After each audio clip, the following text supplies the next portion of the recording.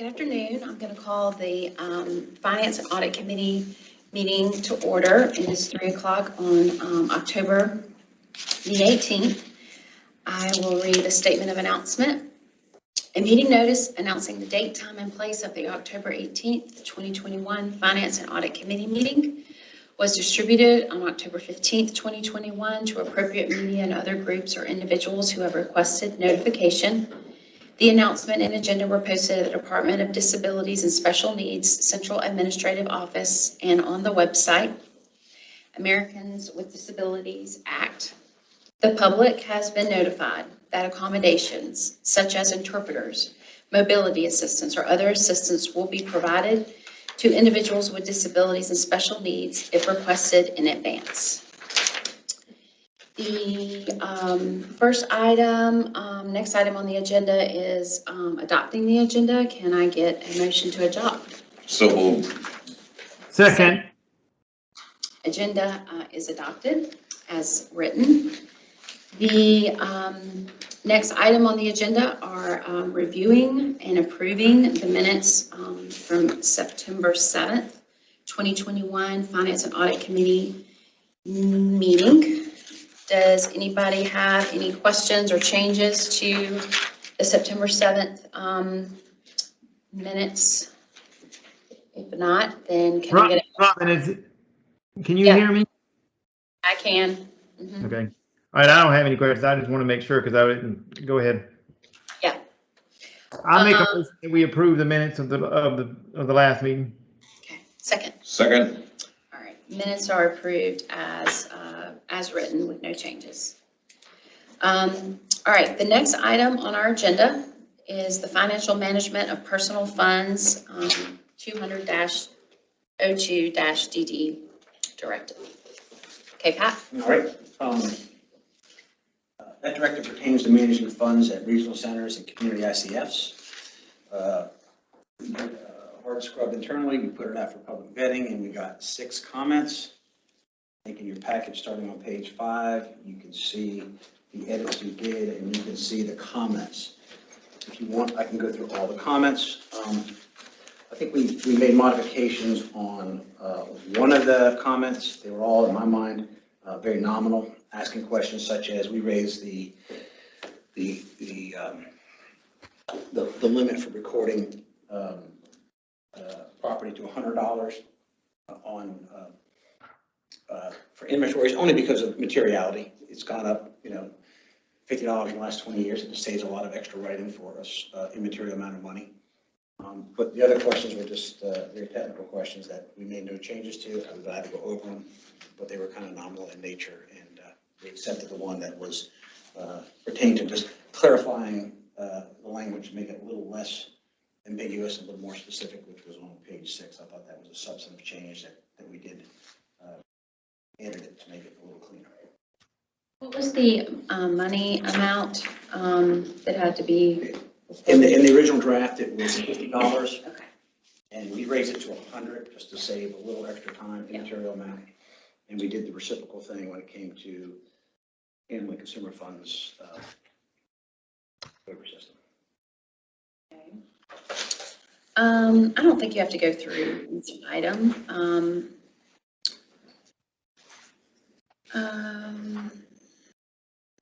And I quite frankly thought we were going to get a little more public comments, but and all these really came from the same person. Okay. And it was a really good hard read, but it was just more technical issues that maybe they didn't quite understand, or things that were said adequately.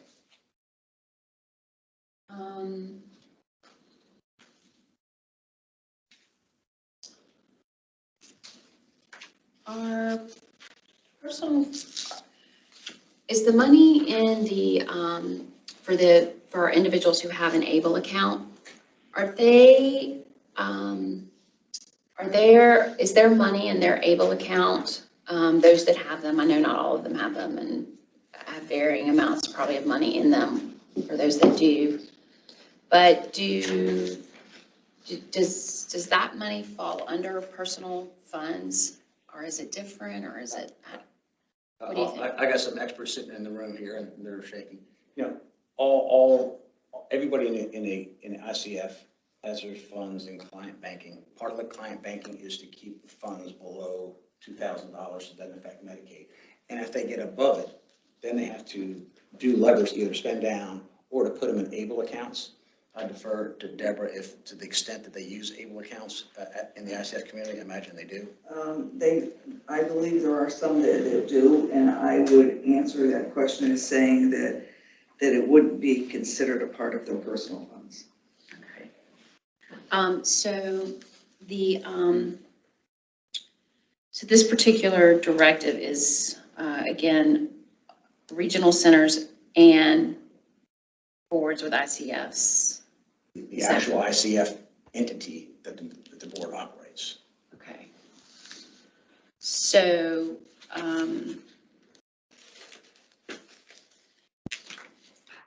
I'm sorry, I'm assuming she said it would not have anything to do with their personal funds. Is that correct? that's what she said.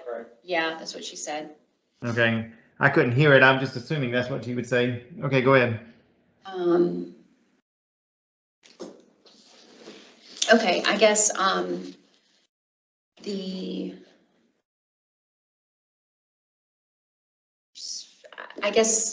so for the regional centers, the individuals that are in the regional centers, not so much the ICFs, but just all other that fall under the regional centers, individuals in various facilities, residential models, maybe some that are more out in the community, more accessing maybe their funds from their ABLE account more. How are we overseeing? Do we have any level of responsibility in overseeing how they access their funds in an ABLE account? Because it's a debit card and they can use it for all kinds of expenses. It's not very limited for them. It's actually very broad in how you can spend money from your ABLE account. I just was curious how those funds should be monitored or are being monitored. Does it fall under just the case manager to make sure that I'm just curious. If we need another directive to cover that, I don't know, just making sure. Individual in our care to make a determination whether they have the individual capabilities to do it. If so, we help them do it. The majority don't, so there's a team around them. And they have budgets, and we, particularly in the regional centers, we monitor so that they don't go over $2,000. When it goes over $2,000, it is their personal funds. It just happens to be in an ABLE account. And each regional center has give me the term, the person that's What payee?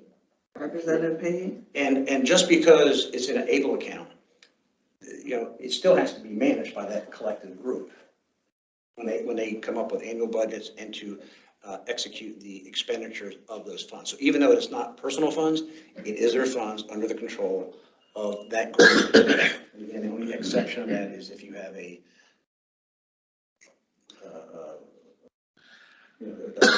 court ordered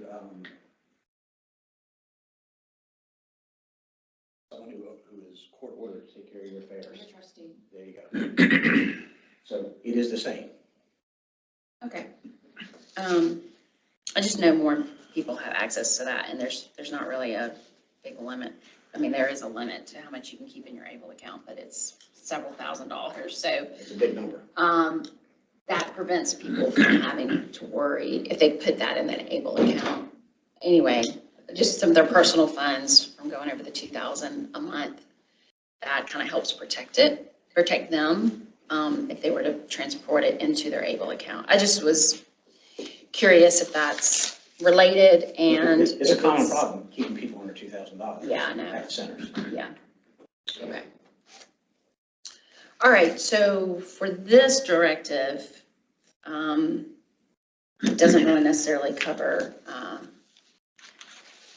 ABLE account. So you're saying that it's not personal funds in the ABLE account. It's personal funds. So what? Personal funds. Okay, it is. It is. It's personal funds. It's not be confused with personal funds that have a $2,000 limit in the regional center client banking system that would affect their Medicaid. Yeah. Okay.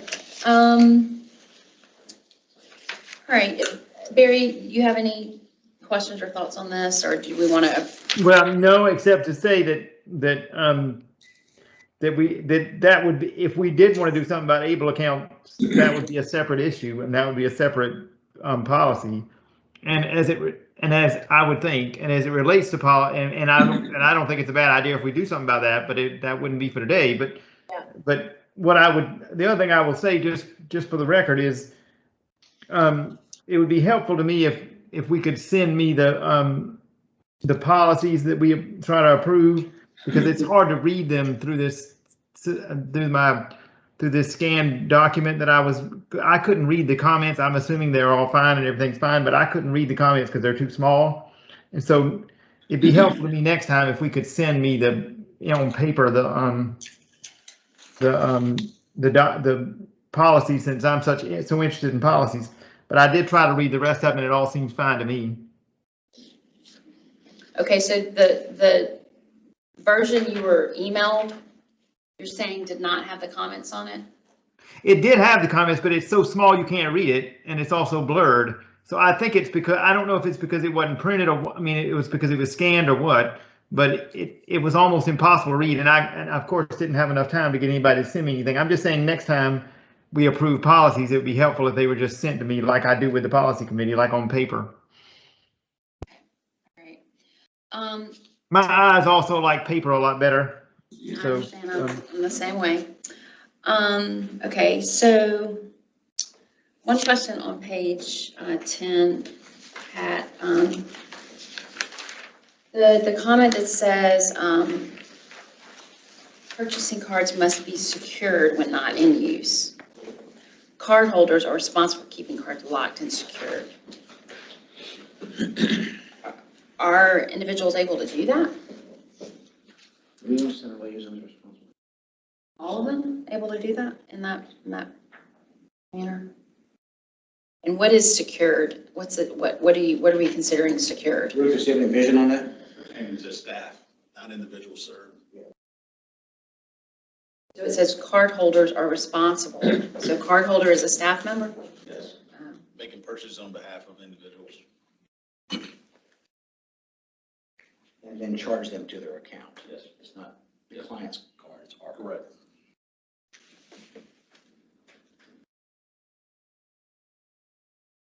I'm just making sure that this is written in a very easy to understand way that not open for interpretation, I guess, is that that would be my concern, I guess, with anything, but especially this one comment about purchasing cards must be secured when not in use. Cardholders are responsible for keeping cards locked up and secured. I mean, does it make sense to be more descriptive on that? Or is it okay just to, because you said that meant the staff member is considered. In our industry, we call them P cards, purchasing cards, is a common tool Yeah. throughout. We have You would just say the card holder, which is a staff member, is all you would say on that. You just define what a card holder is. I see your point, Pat, that it's probably Put it in, weird. it doesn't hurt. It's probably everyone knows what P card means, and everybody knows that means that's a staff member, card. We'll put a mean- word staff in there somewhere so it's clear. Okay. All right. Let's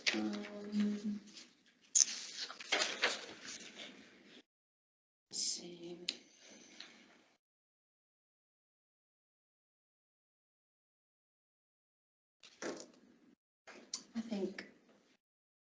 I don't think I have anything else. Barry or Eddie, do y'all have any other questions or comments about this particular directive? I don't have anything.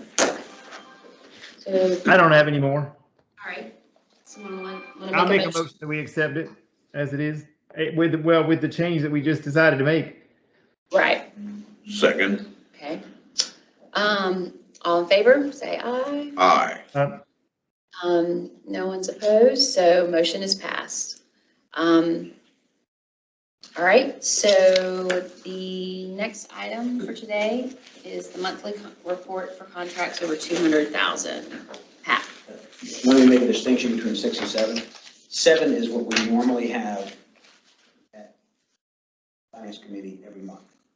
Number 6 is whenever a community contract for services, such as Babcock, Anderson County, or any provider out there that increases its net contracts over $200,000, we report it.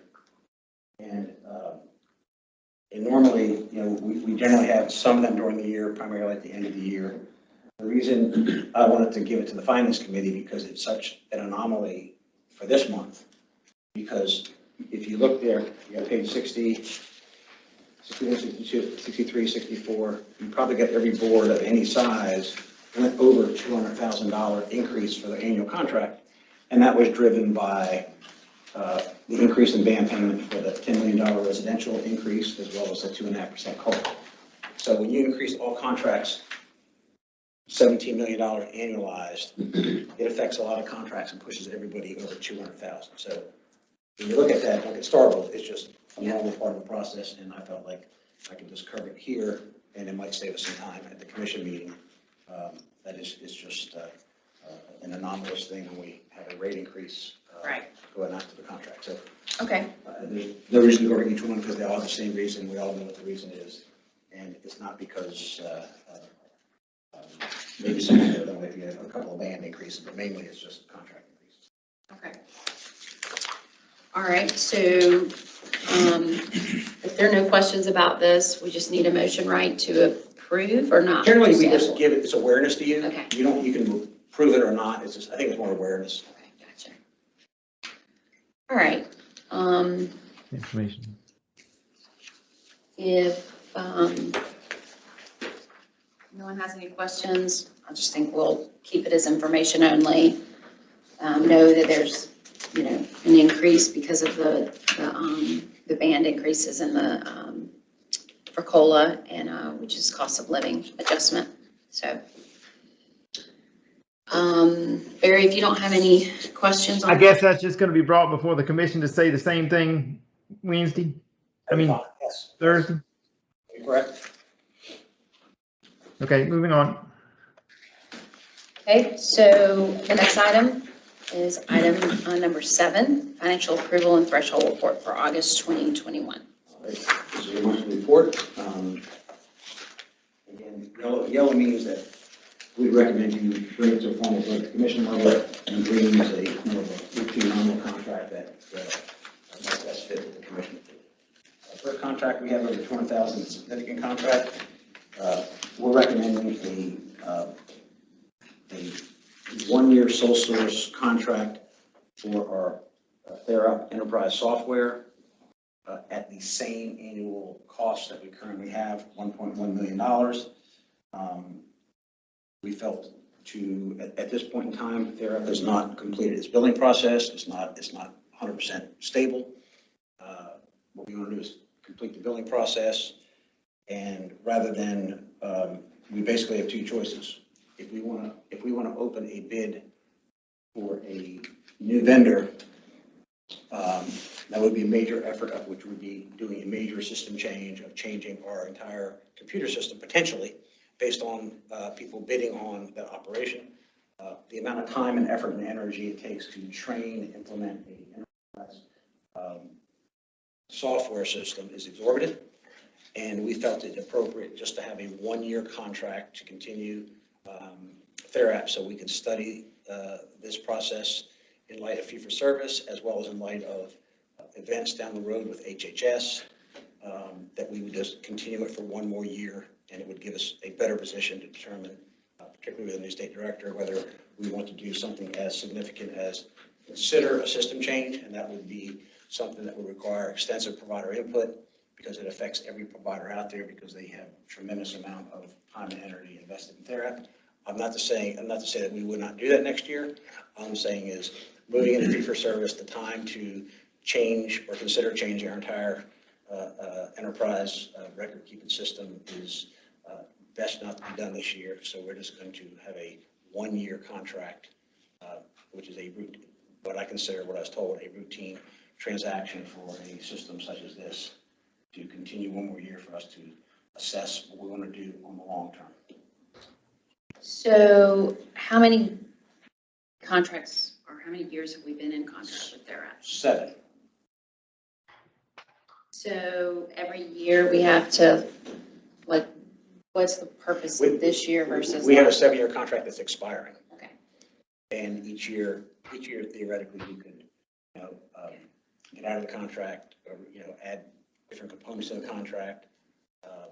I think Therap has been very helpful in developing the contract without additional add-ons. We assisted them in developing their business software. We're at a crossroads where we're going to complete the project, complete billing. I think moving to fee for service, we have providers that now will be able to bill HHS directly through their MMIS system. That may have an impact on how we move forward.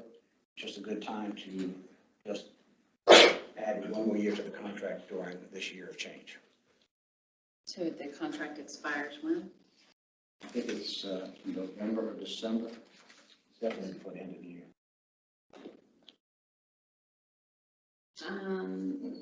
The reason it falls under sole source, why is that? Because I thought that sole source Because was if we only. competitively bid it, Because we didn't get a bid. if we competitively bid it, we'd be opening ourselves up. We wouldn't want to compete for 1 year. There's so much time and energy and startup costs to a system like this that you would want a 7-year contract. And to shift from an enterprise system that is ingrained into the fabric of our system would be a huge undertaking to change. And if we're going to change, we have to make that decision and give ourselves a lot of lead time to make that change. But with the advent of direct billing, fee for service, and a likelihood that many of our providers may elect to bill HHS directly, it may affect what we want to do in the long run when it comes to Therap. So it's just a good year to add one more year to the contract. We're not going to compete it because it would be impractical to compete a contract for 1 year. It would be too much turmoil. So we're asking for sole source, and the process there is So you can determine what's sole source and what isn't? we can based label on something as sole source. justification, and the justification is the cost of bidding a contract for 1 year is so exorbitant and so disruptive. It is impractical to compete a 1-year contract for an enterprise information system.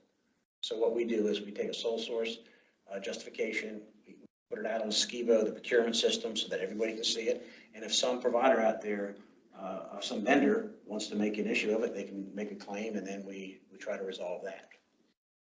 We're not hiding the ball. It's just a good, prudent business thing to do to add 1 more year to the existing contract. Out competition at the same rate. Madam Chair, I'm in agreement with that. Okay.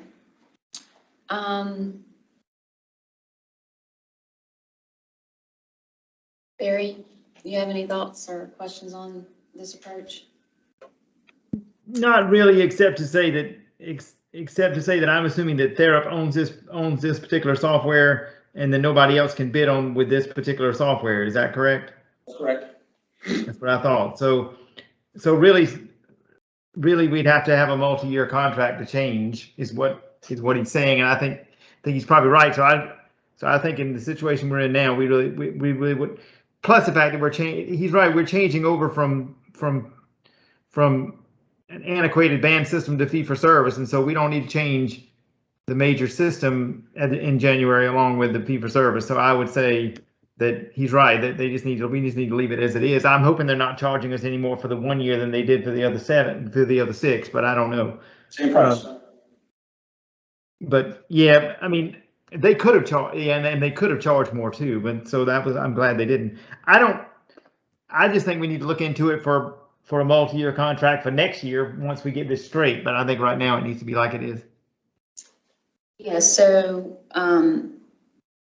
technically, this contract, if we approve it, would expire this time next year. So what was going to be the process of reviewing vendors and/or providers of this type of software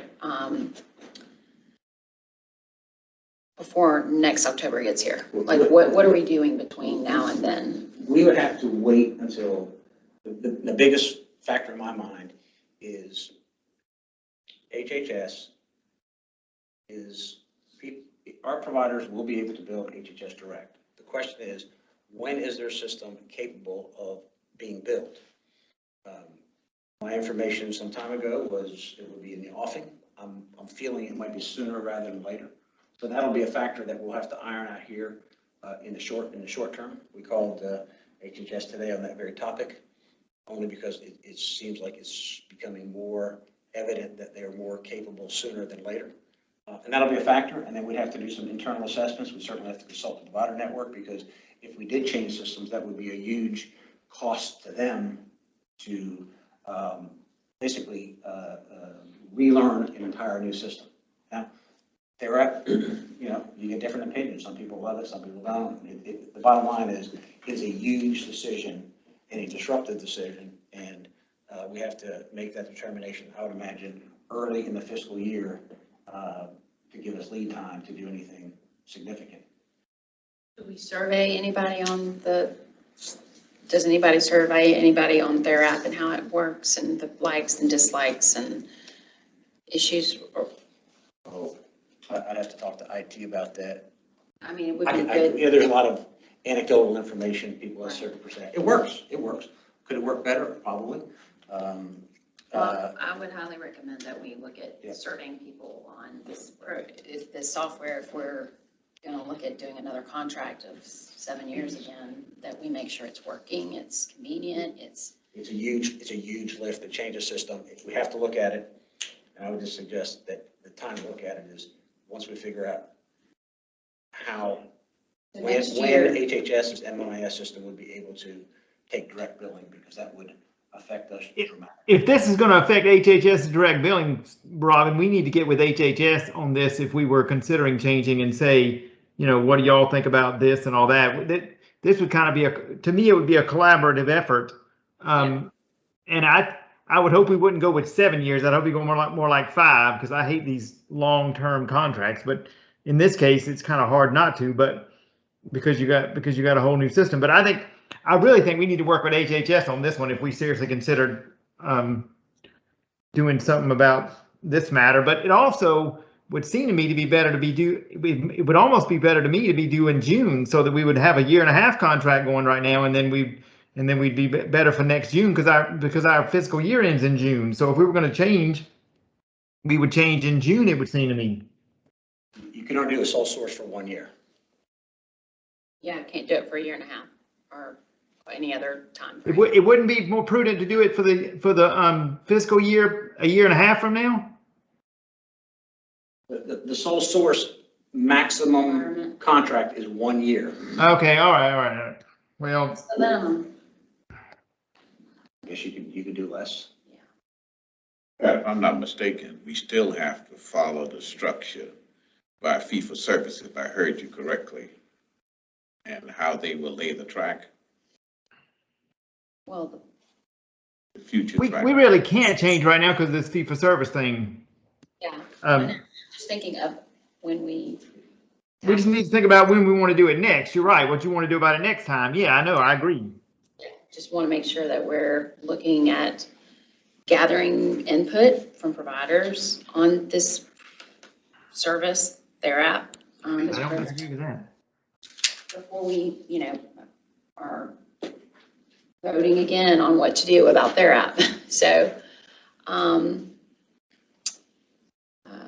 okay, so I'm trying to think of any other.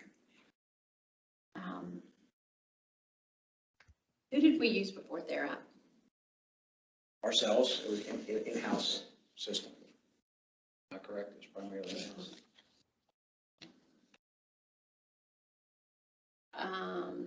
I would just encourage us to look at, several providers to make sure we're getting the most competitive program, service. I mean, when we sign another multi-year contract. And then, of course, make sure that DHHS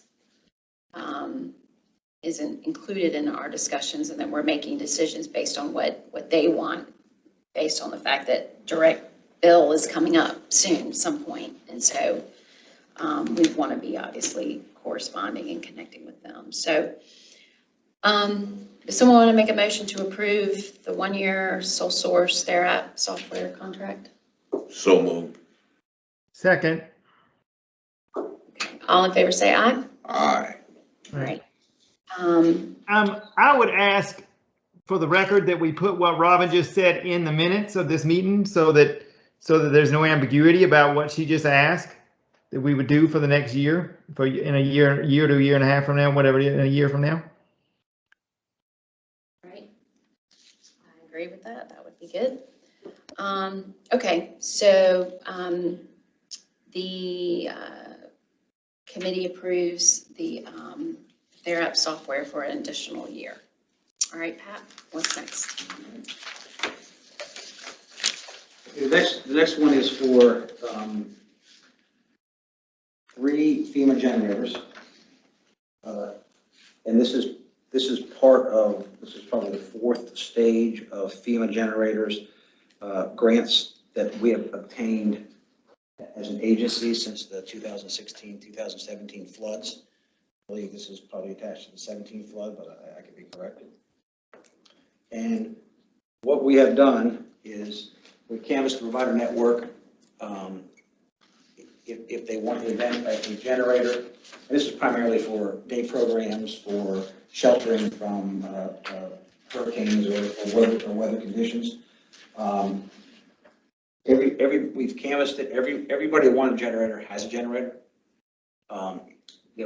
These are another group. I wish I could give you the 3 names, but I don't have them. One of them is Jasper, and there's 2 others. And what this is, we bid out the installation and the actual equipment. And we had 5 bids on this, and the lowest bid was Power Page Systems out of Gastonia, North Carolina, with a bid of $626,207. We had 5 competitive bids, which is, I think, a good sense of competition. The price obviously has gone up from last time, mainly because of the labor shortage that we're in at this point in time in the country. And so we recommend that we take the lowest bid. The provider was qualified as responsive and qualified to do the work. And the way it works is we will be, the federal share of this is $426,151, and we pay the residual 25%. If you take 25% on top of the 426, there's still a little bit short there, and we'll have to cover that difference. We can ask FEMA to pay 25% of that difference with a subsequent request, but it's just a small amount of money. So I recommend that we approve the contract, and after we fund the contract, we will then be able to claim reimbursement portion of $426,000 from FEMA. So the net cost will be the difference between $626 and $426, $200,000, of which the agency will pay. When this first got going in 2017 and 18, the commission at that time felt it appropriate for the agency to pay the 25% match, not the benefiting board or provider. And so to maintain that same precedent, I think it's appropriate for us to pay the match on the provider on these generators. Is that, Does this money come out of any of the Biden plan money? This is, I think, the 2017 flood relief FEMA project. I'm getting a yes from Dr. Butler. So the generators that Charleston needs are coming out of the Biden plan, is that right? That is not correct. If you're talking about the one that we heard when we were down there with our public input, Yeah, that facility is new since we even canvassed for these generators. So that is a brand-new, beautiful facility that is built for a hurricane that doesn't have a central generator. And I would think that they would have, meet a lot of the criteria on the 10% FMAP, $1 million to benefit from that. But they are not part of this, because this has been in the works for at least multiple years. That's a hazard mitigation grant through the Federal Emergency Management Agency. Is there a microphone back there? When someone speaks back there, Yeah, it's over his head, he's good. Did you hear him? did I hear him? No, I didn't hear him. It's because I mean, he has a soft voice. We're, speak up next time. Just say what you said again, Rufus, so we can have it on the record, so he can hear it, Yeah, I believe so these. people these listening grants- can hear it. Yeah, I believe these grants are tied to a hazard mitigation grant through the. Hazard mitigation grants. I heard that. I just was wondering why we was on the subject of this. What was going, do we know what's going on with the generator that Charleston needs to keep them from being evacuated? The point of these, I hope this is for that point too, but the main point for a generator, it would seem to me, is to keep these people from being evacuated during the time of a hurricane and to save tremendous amounts of money from having to do that, and also effort and time and energy and everything else. And so I just wanted to remind us that we need to be working with them, trying to get the money that we need for that for them, and also for this too. But preventing people from being evacuated is a very big deal if we can do that, and for a lot of reasons that I won't want to get into here. But anyway, I'm assuming that's what this is for, because he said it was for inclement weather or for and it was from FEMA, so I'm assuming that'd be what it was for. Although I hate to assume things around here, but anyway, moving on. We just need to So put I on have a our question. radar that we need to make sure that Charleston gets what they need, not just because that's my district, but because really I'm a statewide person just as much as a district person, but they need it because we need to keep them from evacuating next hurricane season. Charleston did benefit from the FEMA grant. They had another location, Wren Street. They got a FEMA grant generator. The reason they don't have one in the new facility because it's new, and there's no more FEMA grants. So I believe we will take care of them through the 10% FMAP. They will have a very good business case to be a priority for the $1 million budget for generators. So when the governor issues a mandatory evacuation, we have to evacuate, right? Just, Rufus? When the governor, mandates a evacuation, we have to evacuate regardless if we have a generator, right? Yeah, that's correct. Okay, I just want to clear that up because that's important too, but I just want to make sure that that was the case because I thought it was, but. Well, that's interesting, We but do she need said generators, at that obviously. meeting. She said at that meeting when we were there that the reason they wanted this second the generator for from the Biden plan is because they wanted to try to prevent the people from being evacuated, and their building was set for a certain amount of wind resistance that they needed up to a certain amount, and all they needed was a generator to keep from being evacuated. And now Rufus is saying they'd have to be evacuated anyway. So that needs to be cleared up before we decide what we're going to do about their generator then. But this is a whole nother story. I don't mean to get into another matter, but it really is related because we're talking about generators. So I think that the difference is they would have to evacuate, but they would return after the danger, the threat, the storm was over, and they need to be able to be up and running back in their facility. So they do need a generator, regardless if they were evacuated or not, because they do come back and they want their power restored so that they can come back sooner, right? That would be the one way to describe that, you think, Rufus? Yeah, and also too, depending on where the evacuation orders pertain to, because they're different areas, it could be that further inland, they could relocate to a facility that can maintain utilities in the event of a loss of power. So it's, and that's why the generator was awarded to Charleston maybe years past, which it may not be installed yet, but at the Wren Street property, but I know it's approved in Charleston. So they're included in the hazard mitigation grant process. All right, well, thanks for clarifying that. I think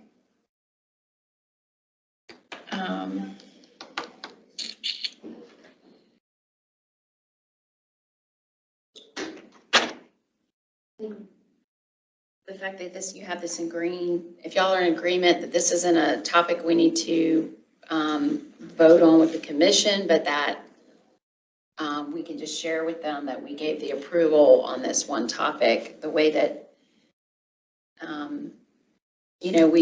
we said we'd look at this list as there'd be items that we'd want the commission to vote on because of the magnitude of it, and there'd be things that we could look at and evaluate as a committee and approve. So this is one of those items. Correct, Pat? Yes. Yeah. So,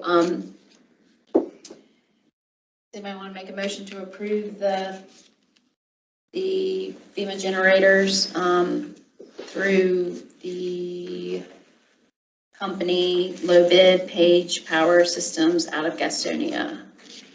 So moved. Second, I'm fine with that. Motion approved to proceed with the generators. Okay, so the next item. The next one is a little unique. It is considered a CPIP project. We normally present all our CPIP projects in May of each year. This is a during the year CPIP project presentation. It's for a Witten interactive garden. DDSN is not going to use its funds to fund this. There are funds from the Witten Center Trust Fund and the Witten Center Parents Club. And if you read the narrative there, if you've been to Witten Center, they have made improvements. This is a continuation of the improvements they've already made. They estimated it'd be $300,000 or $400,000, and that's not based on a formal architecture. An architecture guy gave us an informal assessment of what it would approximately cost.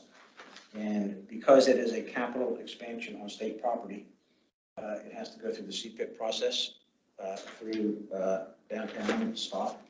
And so what we are seeking approval, and this is one where at the commission meeting, because it's a CPIP, Andrew will make a formal presentation and give you a lot of details on it. So I'm not looking for a vote here, just to alert the finance committee that Andrew will present it, and he'll have a lot more details than I have, but it's generally $300,000 to $400,000, and if we get the approval, we can then go downtown, get the approval, and then do what we normally do is, get an architecture to build the plans, get a budget, secure the budget through a competitive process, and then select the vendor and complete it. And the unique thing here is the funds coming from the Witten Center Trust Fund and the Parents Club that are very, very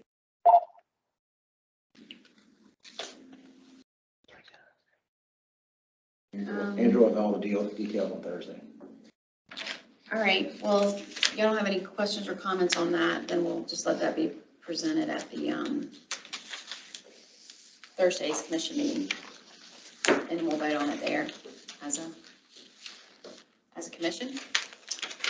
All right,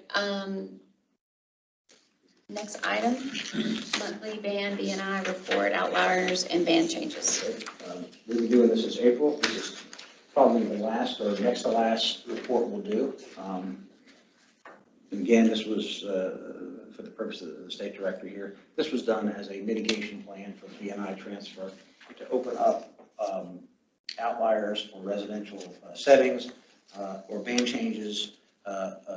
Given many years we didn't have funds to do that, and we did come into funds with the B&I transfer.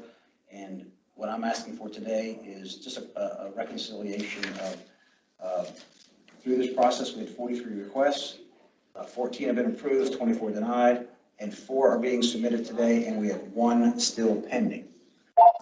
So of the 4 being presented today, they were all for band changes from G to H. The assessment team looked at all the details according to our policy, and they recommended 1 band change, which has an annualized impact of $18,000. That we recommend to approve, and 3 of them we recommend not to approve. And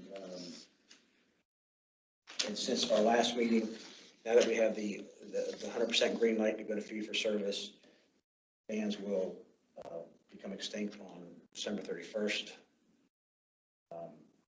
And so once we resolve the 1 pending, any more come in since then? Yes, one, but we denied that one too. Okay. So we might have 1 more, and then we'll stop it and move right to fee for service. So I'm asking for approval of the 1 that we did approve, and the 3 that we disapproved, disapprove. Okay. All right. Want to make a motion to approve 1 outlier It's a band change, G to H, I'm sorry. G to H. Okay. Yeah. So moved. Second. Okay. Motion approved then to approve that ban change. Okay. Next item. And just for the people watching and yourself, that program to date has added approximately $343,000 annualized through the outlier or band increase request, plus the $18,000 today. That's since April. Since April. All right. All right, so next item on the agenda, fee for service update, Pat. Number nine. Oh, sorry. Processing, retirement, and health insurance appropriations to providers. I have a memo ready for that, but it's just not ready today. I have it out. Some people in the community that I trust have great judgment on how's the best way to implement this very awkward appropriation. I'll give you my strategy, but I'm going to get you a lot of input to see if there's the best way possible, because when people see it, people are going to say, well, are you sure that's the best way? So I check with the providers, and I got plenty of comments. And I think my strategy is just fine. This issue is for the fiscal year 22 appropriation. The General Assembly authorized funding the agencies, and our provider network is included in this every year. But it's only for those providers whose employees are in the South Carolina State Retirement. Because the retirement employer contributions are gone up 1%, the General Assembly, through the Executive Budget Office, gives us funding every September for that amount. And of course, the amount they give us is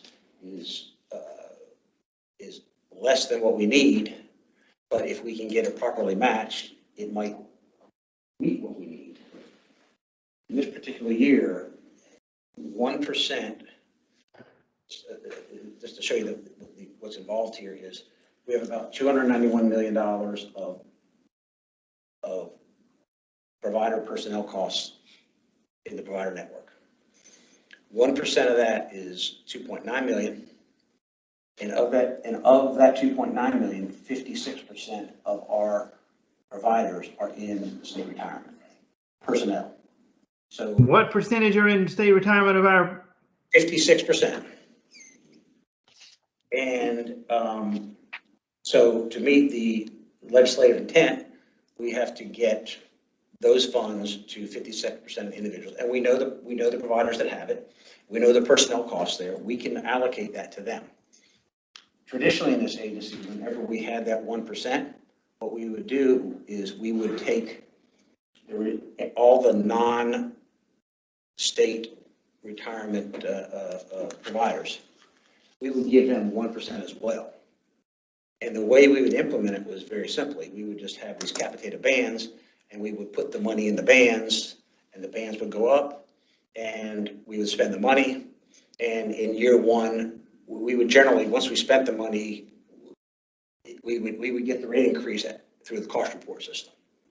And that's just the way it worked.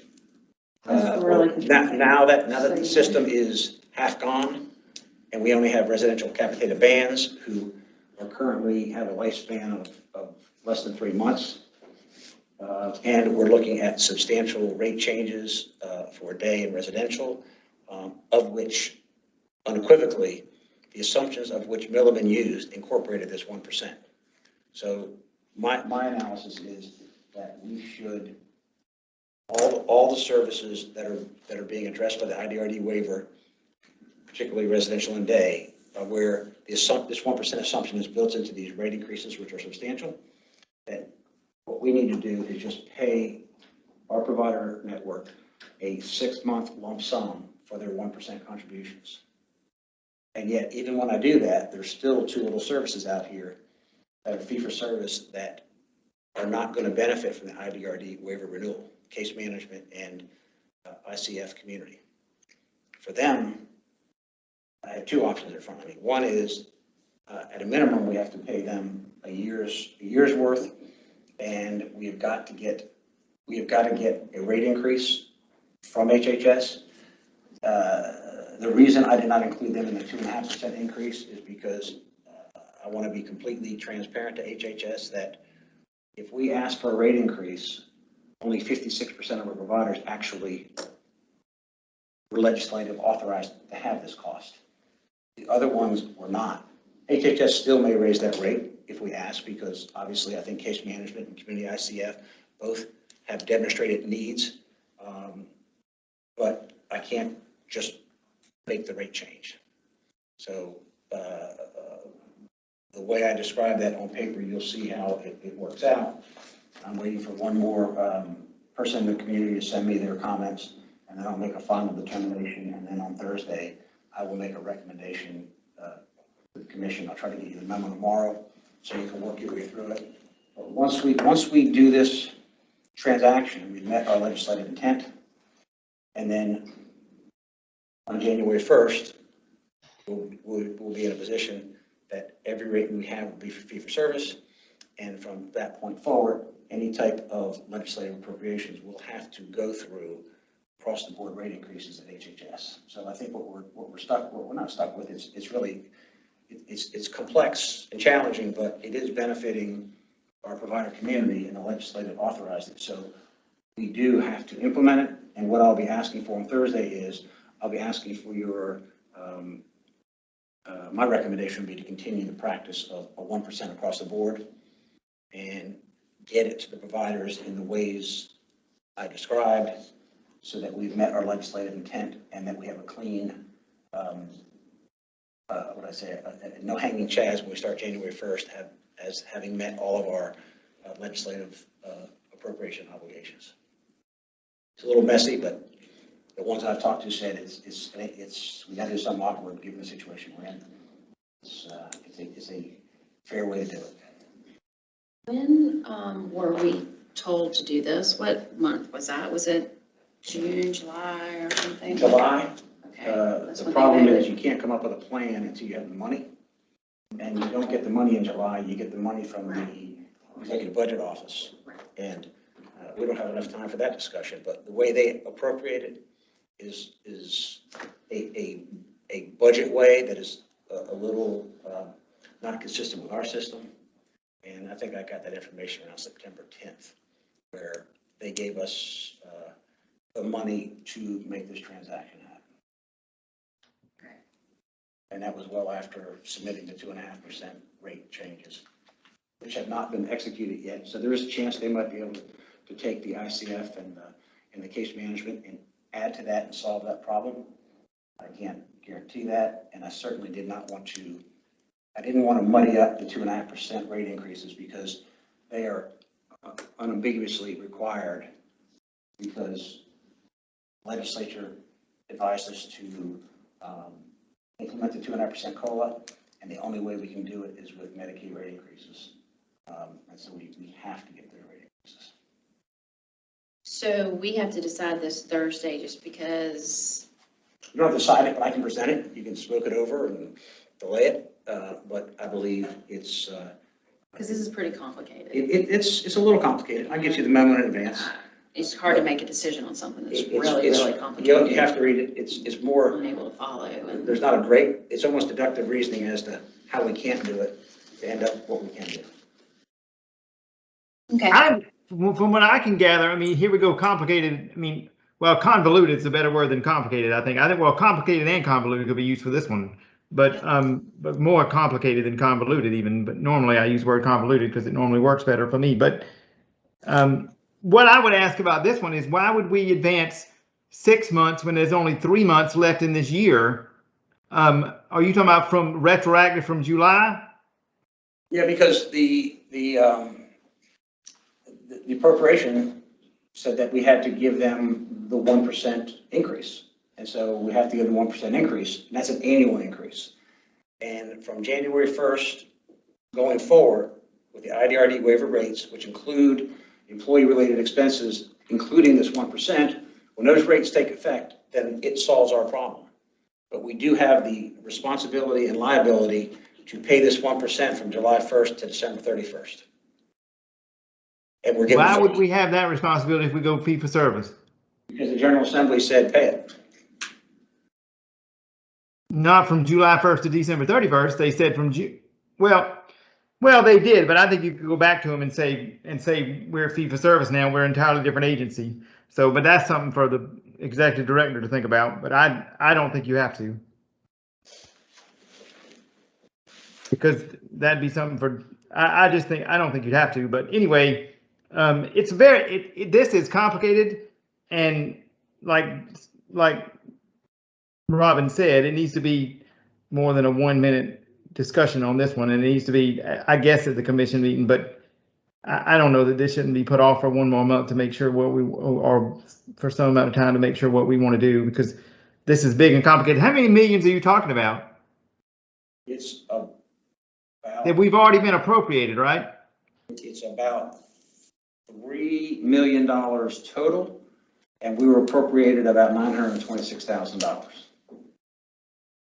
So we are going to definitely, but the good news is if we only have to fund it for a half a year, that's $1.5 million. And then on the other side on January 1st, we will still need that money to pay the enhanced rates. So we are not being funded in state dollars for what we owe. But on January 1st, once it's in the rate, we'll be able to get the Medicaid match. It's not simple. And my understanding is Pat will have some additional info for us on, yep. I'll send you a memo tomorrow. yeah. And it has all the reasoning and all the rationale for it. Right. And we're here to thread the needle with another hybrid system implementation of an appropriation with all this change going on. And I would argue strenuously that we cannot not do it. It's appropriated, and we're told to do it. And I don't know how we can be untold not to do it. So I'm going to have a plan to move it forward, and I'll present it to the commission writing by tomorrow, and then we'll find a way forward. Plus you have some other expertise inputs coming in to you, correct? They're like me, they see it the same way, but some have not been favorably inclined to pay the private providers their share. That's their right to have that, and always done it. But it's not legislatively required. Right. Okay, so however we do it, we need it to be simple, logical, and fair. So The simple part's pretty hard. that's one. Simple and logical are two hard words around here, man. Fair is a difficult one, but simple and logical are very hard to get to. That's our goal. That's our aim on everything we touch. It's simple, logical, and fair. Okay, so next item. Fee Well, for actually, service. is a better word than fair, but go ahead. Fee for service update. Pat? On Friday, October 1st, we're called HHS. They submitted the IDRD waiver renewal to CMS with the individual residential tiered settings. And then we had their commitment that they were going to get us individualized rates before December 31st that would permit us to go to fee for service. They are 100% behind fee for service. They're 100% behind tiered residential beds. Everything's done with one exception, is they've not released the actual rates for these individual beds. they have every intention of releasing them. I got an email today from HHS. We're going to provide them data, utilization data, so that they can do some sensitivity testing for the rates. I don't know if they'll share the rates with us or not. I hope they will share the rates with us. But they're in the sensitivity testing stage, which is an indicator to me that they've developed some rates they're trying to test. And we are moving toward fee-for-service, waiting for that information on the residential rates. I know that's unnerving to us as well as the provider community. The only assurance that we have, an indicator of the direction of those rates, is they did advise that at least from a cost perspective, the rate is going to go up 13% from what they pay us now. And once they factor in the individual rates, maybe that would go up more, or it could go down a little. I'm optimistic it may go up, but only time will tell. So the provider network has been advised in writing that we're going to fee-for-service on January 1st. And there's been a lot of discussion about it. The big issue that we have to address is the cash flow conversion. And when you go from a prospective payment to a retrospective payment, there's going to be 6 weeks of cash flow where they're not going to have a check. They're used to getting 6 weeks of revenue. Right. And that's about $37 million. Right, across the board, right? 12.6 each 2 weeks. And so we have to come up with a strategy to address that so that we don't cause disruption to the community. There's a number of ways we can do it. But whenever you do a system change, the most important thing to have is a rate increase at the same time. And I think whether this was timed or luck, it could not have happened better, where we're having substantial rate increases at the time of our transfer. So that as you go into fee-for-service, you're going to lose 6 weeks of revenue, but when you start getting your fee-for-services, whatever you got in the band system, it should go up an amount. And that's what we're doing, the sensitivity testing. I'm not going to give you an estimate here because it affects people differently. Yep. But if you look at any of the executive memos I've sent out, it shows the rate increases. Day programs are going up 18%, residential 13%, individual employment 50%. I mean, they're all in the direction of goodness, substantial goodness. And so we would expect the provider community to get increased revenue when they get that first check on February 15th.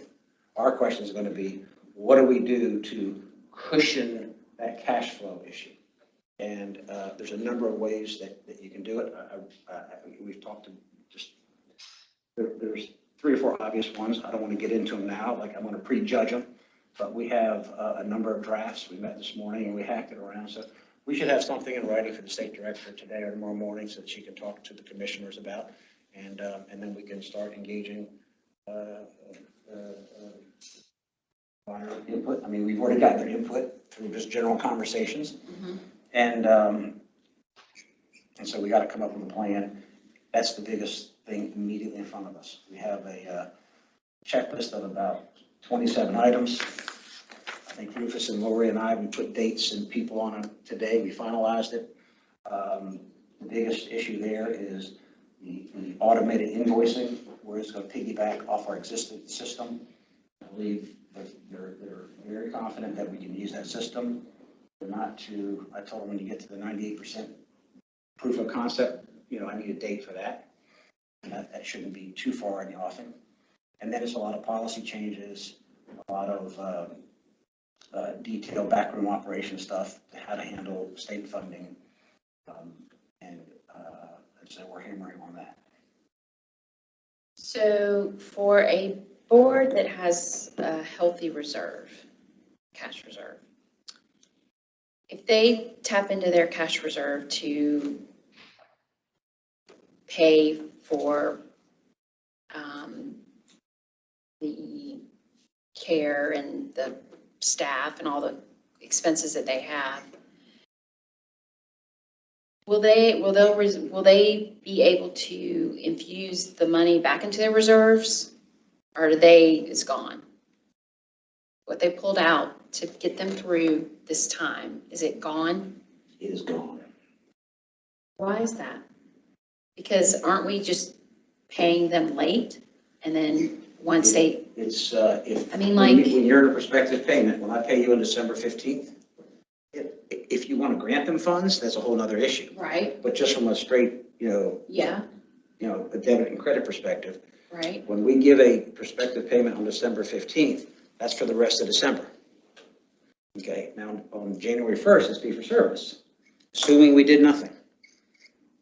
They do fee for service through the month of January, and then it takes us currently inside 15 days to process their invoice and pay them. So they will have been paid through December 31st because of the prospective payment. The very first retrospective payment is on February 15th for the work done in January, and then that cycle continues. So when you go from prospective to retrospective, there's 6 weeks of cash flow that they will have to fund, or there's a number of ways we can mitigate that risk. And just the general philosophy, there's probably 3 or 4 variations, is to advance them funds so that they don't get hurt. And then once we get to the fee for service, where the revenue should go up appreciably, then have a automatic repayment system out of our payments to them at a glide plane, so that hopefully they're repaying 2 or 3, depending on what we do here. Repaying the advances with the increased revenues from the fee for service switch. On a sliding scale. I mean, some people are sitting on cash reserves that can absorb 6 weeks. Okay. But either way, it is an economic reality that they're going to have to use their cash reserves. Now the question is, can we do something from an accounting perspective to shorten it from 6 weeks to 4 weeks? Possibly. Are there other things that we can use to maybe soften the blow? Possibly. And they're the things that we've got to present. But no matter how you try to mitigate the risk, the fact is that cash flow for that period of time is they're going to have to pay without revenue coming in, which will come from their cash reserves. right. And that is not a happy thing to have to go through this, but we've got to find a way through it to get the fee for service. So what are the reserves that we ask the boards to have? Is there a minimum, a maximum, a goal that we ask them to have on staff, on account? We don't demand them have account. We have a maximum limit. I think the maximum limit is 3 months. But, in a capitated system, you don't want them to keep on saving money. You want them to put it back into the business. So some have 3, some may have a little bit more this time of year. But the average might be, I can't give an average. I can tell you that we'll have those hard numbers tomorrow as what their cash reserves were on June 30th, which is the most recent, that's their fiscal year end. I can tell you the cash reserves have gone up since the prior fiscal year. And, but still, if it's, 70 million, 73 million, hey, that's 37 million out of 73 million. That's a big cash reserve drawdown in the system. And can we mitigate it from 6 weeks to 4 weeks with accounting systems? Can we do something, a couple other ways that we can soften it that you can look at? But no matter what you do, those reserves, unless people, I don't see the state forgiving, I don't see them forgiving payments. Like, keep on paying it, but don't make them pay it back. I don't see that as an alternative. But maybe I'm wrong. Maybe there is some alternative out there. But we've got to come up with those options, and they are all in the direction of softening the blow. And if we did not have the rate increases that we had, we would be in a very tough position for this flip. When we flipped B&Is, we did not have a rate increase, and it was just fortuitous of a couple of events that we were able to get them pass through rates. and we got through that without anybody needing to borrow funds. This is a much more advantageous situation where people are getting substantial rate increases. And if we have to get a legal opinion. This is a big advancing of funds. We could be advancing as much as $36 million of taxpayer funds. Now, we have a guaranteed source of repayment.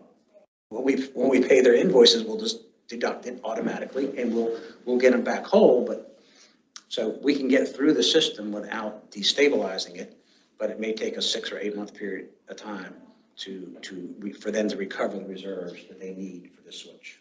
So you don't get their reserves whole, you get their cash flow whole? Like when you say make them, If you get a 10% increase, I'm losing 6 weeks, I'm getting 10% increase here. Over X number of months, you will make enough extra revenue that it would offset your cash flow loss on the front end. Now, I can't give you the exact number because I don't have exact residential rates. go ahead, Barry. You have a question? I don't want to get into it right now because I thought we weren't going to get into it right now, but I don't think advancing funds is the smartest way to do this at all. I think it's I think you get into very convoluted things whenever what we're basically trying to do then is skim off the top of what they had as advance and what they get in addition to what they would normally have gotten. And it's just like a variation of the band payment again. Whenever you advance, it's a variation of the band payment again and again and again and again. And that's what we're trying to prevent. A band payment, which is what you're doing if you're advancing funds. So we said we would need to advance funds. We said they would need, I can get into this for an hour, but we said when we did band B&I, they would need loans. Oh, we destabilized the system if they didn't. Well, they didn't get loans and we didn't destabilize the system. We can do it multiple ways. That's right. how often do we pay our providers? Twice a month. Band payments. Private providers, once a month retrospective. And is that going to change going after January 1? Same thing. The private providers will continue to get it retrospectively once a month, depending on which scenario we select. We can select a scenario where we continue once a month payment retrospective. There's some accounting strategies we can use to make it twice a month for a period of time for a safety net. There's alternatives to in how we want to pay it, but in the long run, we want to get to a point similar to what HHS says with their billing system. Is providers, if you're billing HHS Direct, you can bill as often as you want to bill. So that immediately cuts down their cash flow problem. Our system, the way it currently is set up under the current technology, is at the end of the month, we can get them their invoice in 15 days.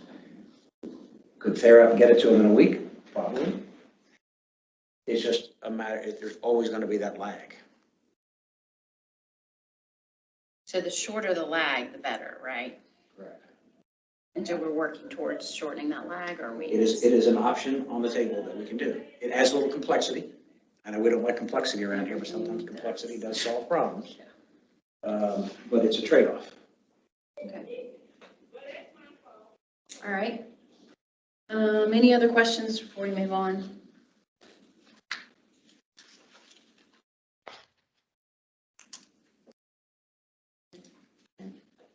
I'm good. All right. I understand where we're going. All right. So next item on the agenda, cost reports. Cost reports, as you're aware, fiscal year 19 is completed and was used for the IDRD waiver. Fiscal year 13 and 14 are across the street at HHS. Fiscal year 15 has been reviewed by me multiple times. I should have it finalized this week. And from there, we'll only have 18, 20, and 21 left. And we'll come up with a schedule to knock them out, hopefully over the next 9 to 12 months. Okay, because I think one of the last times we talked about this, we were told that all the cost reports were going to be done this year. Oh, no, it's an impossibility. Okay, which ones were going to be done this year then? It was what? 13, 14, 15. Okay. What was it for this year? 13, We're 14, 15? we're in the middle of 18. Okay. Okay, so. Okay. All right.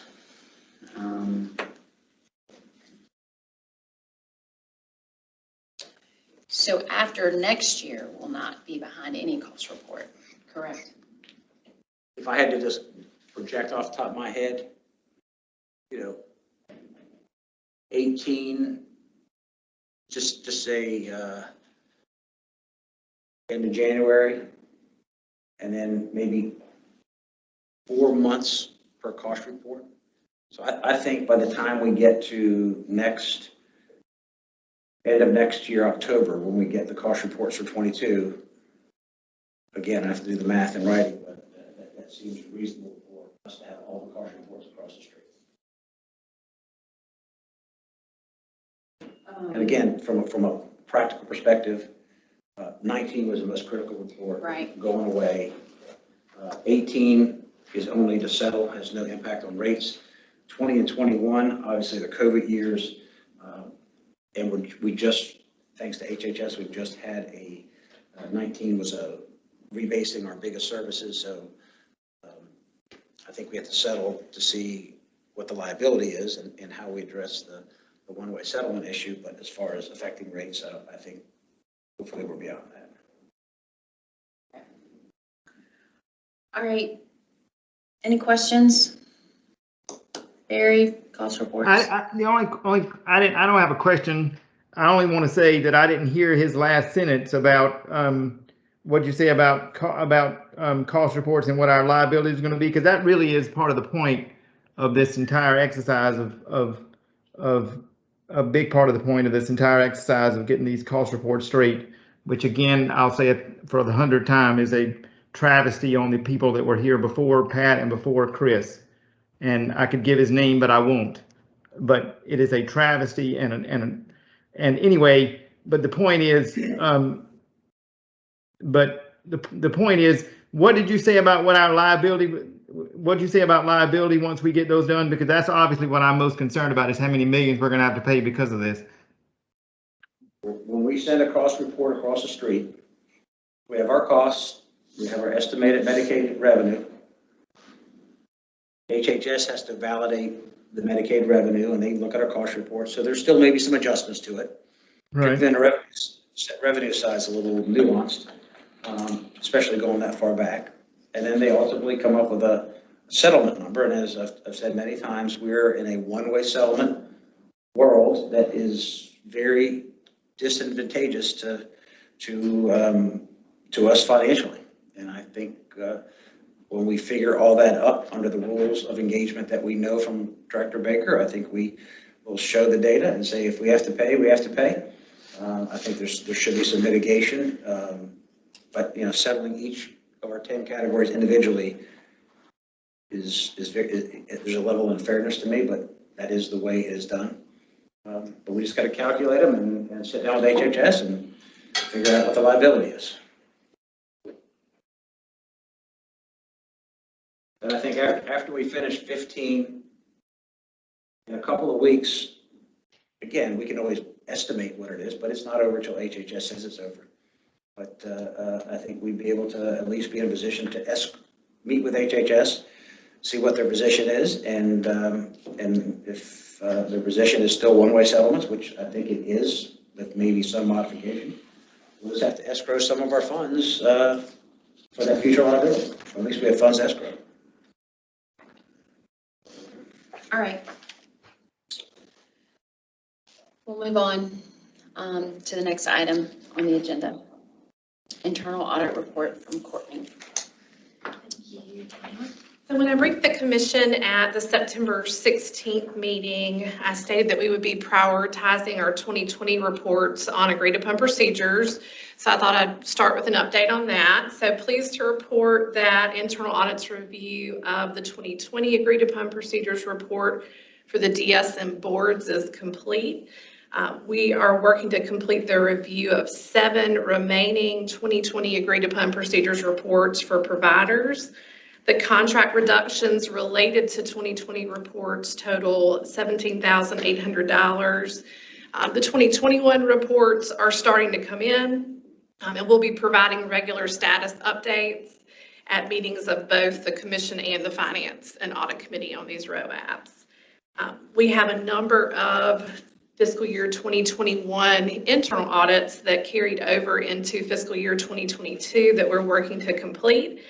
So these include interpreter services, environmental modifications, a limited scope IT audit, the Coastal Autism Division, and a regional centers client banking system audit that had been deferred due to other projects that has recently been resumed.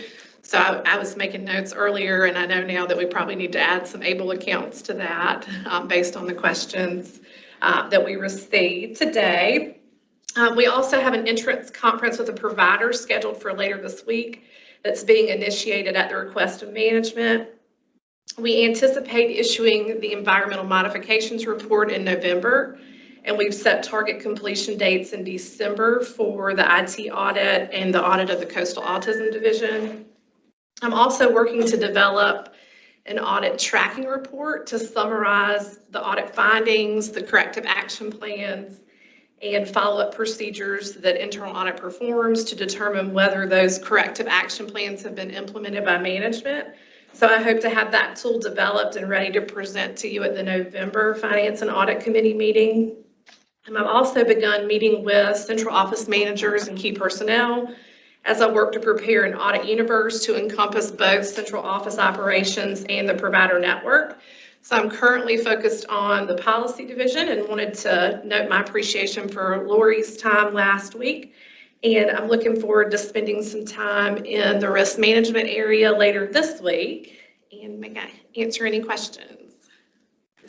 I think Barry might have some insight on the policy stuff too, just because he's the chair of that committee and he's got lots of opinions regarding policies. So, you know, I know you spoke to Lori, but he might want to spend some time with you too, just from his perspective and the things that, you know, he's trying to do with policy or he thinks might be opportunities in policy that he might have some real good suggestions on that. So, Barry, maybe you and Courtney can connect and spend some time talking through some stuff as she's kind of doing these evaluations, or what did you call them? Not the evaluations, you call them just like a It's really introduction. a formal meeting just to get an overview of operations and processes in the different divisions.